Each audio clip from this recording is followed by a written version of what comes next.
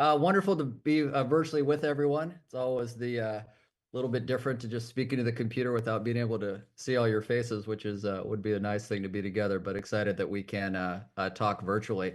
So I'm going to be quick here since we've got a short period. So yeah, so I'm Nathan Price, as was mentioned. I'm a professor at the Buck Institute for Research on Aging. Just moved there about 6 months ago, co-directing a Center for Human Healthspan as well.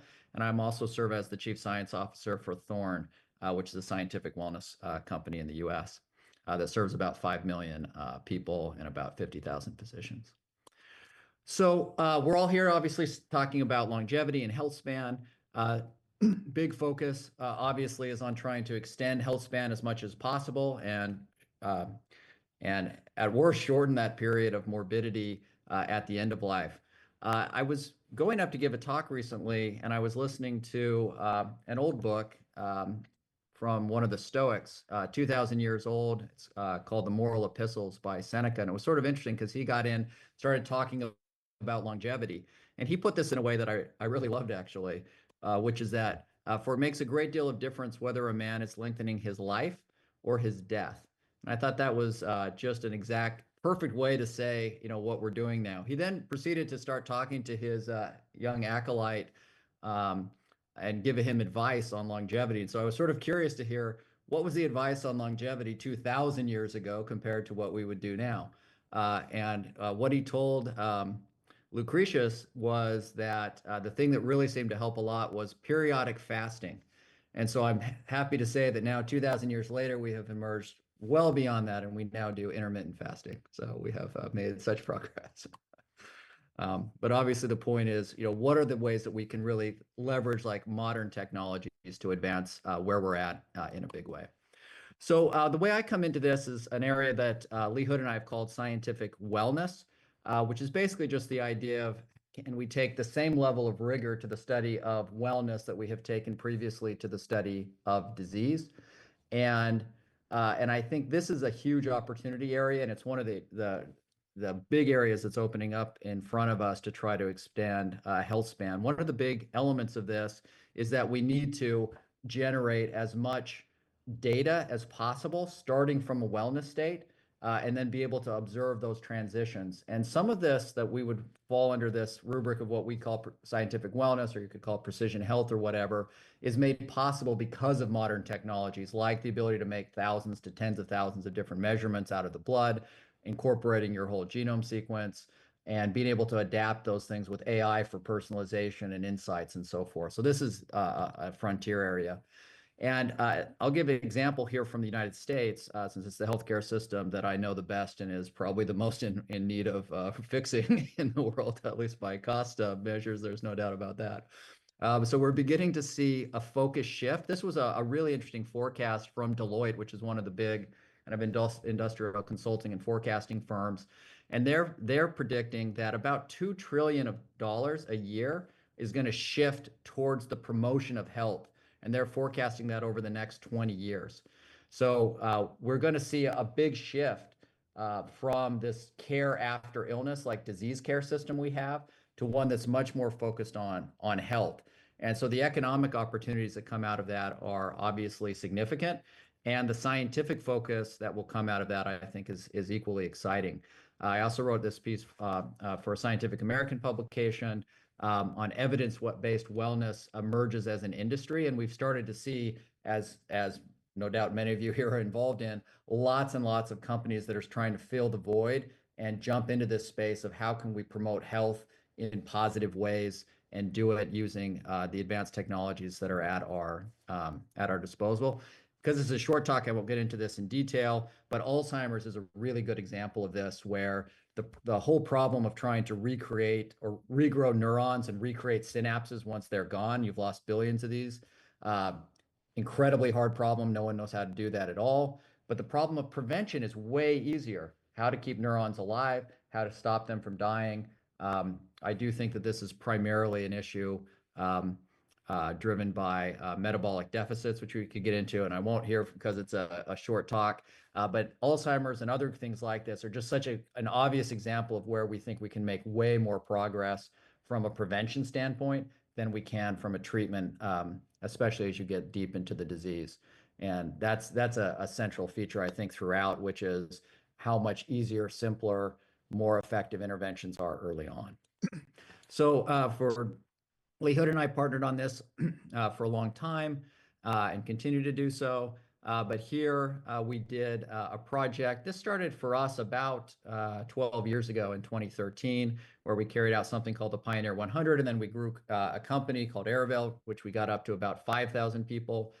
We just got together a new $52 million award from ARPA-H, which is letting us to expand this approach now to thousands more people.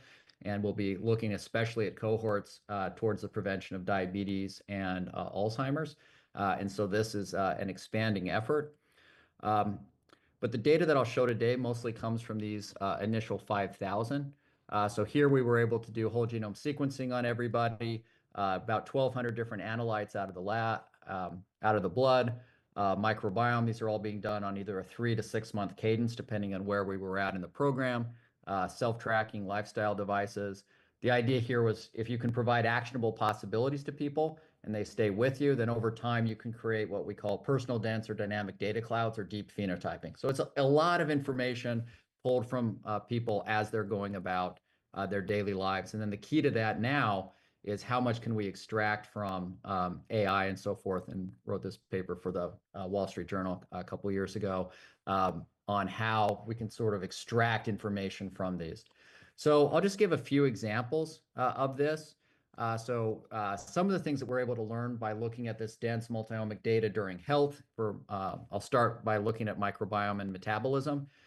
So one of those elements is that we were able to see that as people around age 50, your microbiome starts looking less and less like anyone else's microbiome. And so there's a divergence, and these microbiomes become increasingly unique to the individual. And you can kind of see that here as it ticks up. What was really interesting was that when we looked at cohorts and measured them for health as they were getting older, what we found was that this uniqueness score was very significant only in cases where they were particularly healthy. So if they had a high walking speed when they were older, they had high microbiome uniqueness. If they didn't have, if their walking speed was low, we did not see that. If they rated their health overall as very high, very significantly they had a microbiome that was very distinct from other people's. That was not true. And it's a bit of an odd statistic because it is a cohort statistic. But if we look at the more common diversity, diversity was actually not predictive in these old people of that differential in health. But this uniqueness score really is. And in fact, it was strong enough that we could predict aspects of all-cause mortality differential here in 80-year-olds over a 4-year period. So that's a big aspect of microbiome. Another element in the microbiome that we learned from these scientific wellness studies was to try to predict at baseline who would go on to lose weight when they went through a health program and who wouldn't. And it turned out that after we corrected for BMI, because BMI itself is obviously a good predictor, but once we had corrected for BMI, surprisingly to me, we didn't find any statistically significant signal, at least here in the metabolome. I was very surprised by that. We didn't find it in the proteome, at least the ones that we were measuring. Maybe surprisingly, we didn't find a signal even in what people told us they were eating. That did not predict. The only thing that was predictive of whether or not someone would go on to lose weight in the Aravale program when we measured them at baseline were the genes in their microbiome. And the number one factor that mattered was if you had a microbiome that was more likely to break down complex carbohydrates, right? You eat a sweet potato or something. If your microbiome would more likely break down complex carbohydrates into simple sugars, it was harder to lose weight. And if your microbiome would break down complex carbohydrates into short chain fatty acids more, then you would do much better at losing weight. Butyrate is a key one. Butyrate also, unbeknownst to us at the time, but is also has a role in activating GLP-1 secretion in the body as well. So those things are all kind of connected in interesting ways. We also looked at, one of the most common prevention drugs that are given, statin. And what this showed was that if people had a certain kind of microbiome, they would actually get double the lowering of LDL cholesterol of individuals who didn't. So it showed that the microbiome actually had a big effect on the efficacy of statin. And at the same time, one of the side effects of statins is that they have a 9% increase in the rate of diabetes. but we found that there was only evidence of increase in diabetes markers amongst two of the microbiome groups, but in the other two, there was no evidence or no statistically significant signal associated with an elevation in diabetes. So that showed that the microbiome apparently may have both predictive ability for the efficacy of the drug and the side effect profile of the drug. And this is much larger than any known genetic effect. And by the way, this isn't cherry picked from like a ton of drugs that we looked at. We only looked at one. We just looked at the most common drug that we had because it was ubiquitous in our population. So we also do things on biological age. I assume that's very familiar to this particular audience. The one thing that we did here is we did use the Clamara-Duval algorithm for people that are familiar with that. The big goal there is that you have a slope of 1, so that you can track year over year in a way that makes sense. And so that 1 year of biological age is the expectation in a cohort. And so we looked at that in our population, and what we found was that higher biological age, in every case where there was a statistically significant signal, in every case it was associated with higher biological age. And we saw 0 examples of it being associated with lower biological age, at least as we calculated it here. And these 3 lines here are a biological age based on clinical labs, one based on metabolomics, and one based on proteomics. And most importantly, when we looked at these people as they went through the program, what we saw was that they did much better than the expected increase of 1 year of biological age per year per calendar year. And in fact, the cohort average was negative 0.16 years per year in terms of biological age. Women did particularly well, actually going down on this metric by half a year, so a 1.5 year improvement relative to the expectation. Men were going up at 0.2 years per year, but again, that would be a 0.8 improvement relative to expectation. So we saw that these kind of scores certainly are modifiable in populations with lifestyle intervention. One other thing that I'll talk about here is the effect of genetics. So LDL cholesterol will capture a fair amount of the variance of the LDL level in your blood. So just based on your genes. So if I don't know anything else about you except your genome, in this case, we could capture about 12% of variance. These scores, by the way, have gotten a lot better as we've gotten more and more genomics. We can now predict roughly double that. But the example I'll show is from this weaker version from a few years ago. And so what the question is, though, is millions of people are given statins, for example, or other interventions based on LDL cholesterol. Does it matter if it's predicting that you're high because of your genome or whatnot? So the question that we had was, for people going through a lifestyle program, did it matter for them to be able to lower their LDL cholesterol by lifestyle? And what we found was that, in fact, genetics does predict success or failure in lowering LDL cholesterol through lifestyle intervention. So if you have a big gap, in other words, if your genome predicts you low and you're high, those people changed very significantly. But if your genome predicted you high and you were high, we saw no statistically significant ability for those individuals to come down. And I'll just remind people that genetics as a function, LDL genetics are basically unused in medicine. At least 99+% do not use this as a score, but it predicts in advance who would be likely to be able to change that without drugs. For interest of time, I'm only showing LDL cholesterol, but there's good data on this for HDL cholesterol. There's data that suggests this is true for hemoglobin A1C and other things. So with that, I'm going to just wrap up on the rapid fire view through some of these data and just talk about implications for the future.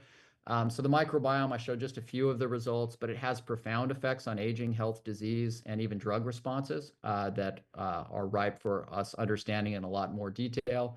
Biological aging, I think, is an interesting metric for wellness, has a lot of limitations, and it varies a lot depending on your source.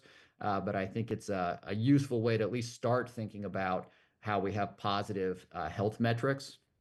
We can tailor approaches to reduce the chance of manifesting diseases for which people are most genetically at risk. And as I showed, you can predict likely outcomes of the movement of biomarkers to lifestyle interventions from genetics. This actually lets you build reports, for example, that tell you not only what are you most at risk for, but also what's most likely to change. And we're in the process of implementing that into even some efforts within companies and large cohorts that I think are going to be impactful. And so deep phenotyping, I think, across health and disease is going to provide new capabilities for 21st century medicine. And I'll just say a brief thing about the lab at the Buck. What we're really focusing on now is really diving in a lot on something we call the N1 analyzer. That's part of this $52 million award from ARPA-H. But basically, how much can we say about your body and your health trajectory from a deep dive on you? And also building out, as we're all very excited about these days, these virtual systems biologist AI agents for driving biological insight at scale, which I think are going to be totally revolutionary in our space. And with that, I will wrap up and happy to take any questions if there's time remaining. I apologize, I don't have a clock, so I'm not sure.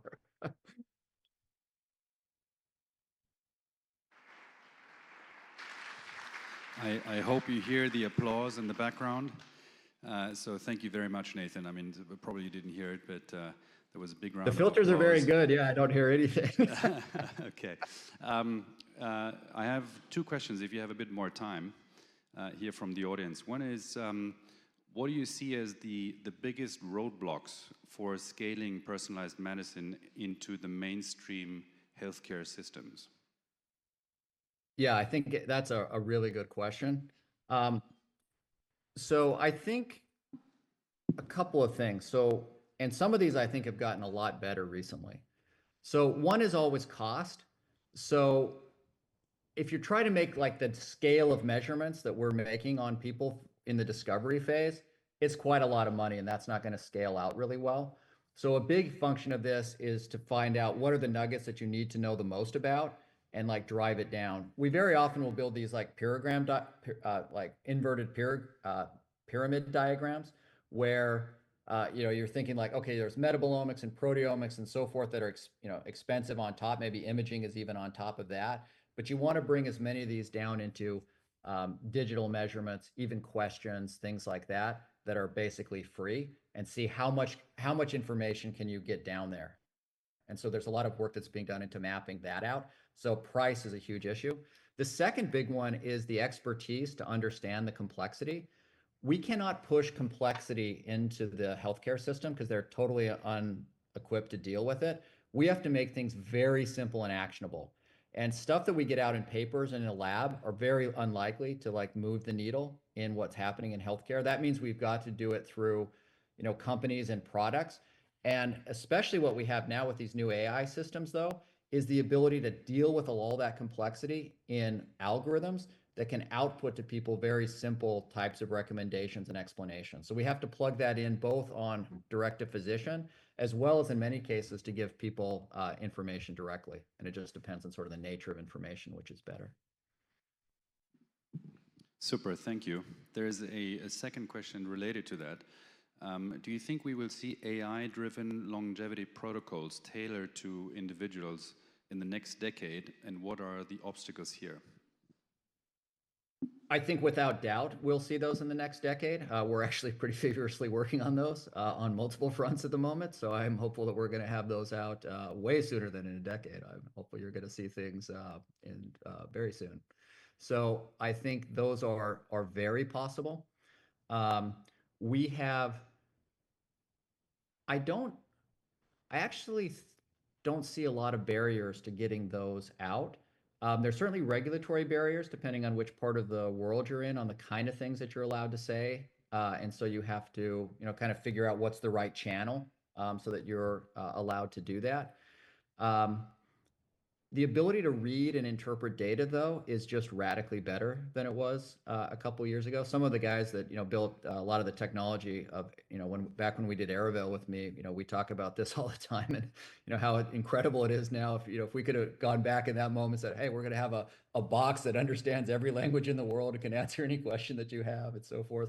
So we've been playing a lot with those, both in terms of interpretation engines that you'll see coming out of Thorne in very practical ways, as well as kind of these really deep engines that we're building to go through lots of scientific data on the Buck side. And we're working with various partners to build that out also, who are commercial partners that are looking at scaling that out in different ways. So some of those things are in motion already, and I'm sure a lot of us are thinking about it because the ability to deliver personalization now is just so radically better, and it's never going to be worse than it is now. So it's I think we're entering a very new world for that space. And like a lot of us, spending a lot of time thinking about what used to be valuable that is not valuable anymore, and what can we do it fast that used to be slow. Super. Nathan, thank you very much. It was great to have you here, and we really appreciate that you took the time. We hope to have you back next year, and thank you again for all these exciting insights from the Buck Institute. My pleasure. Thank you, everyone. Thank you.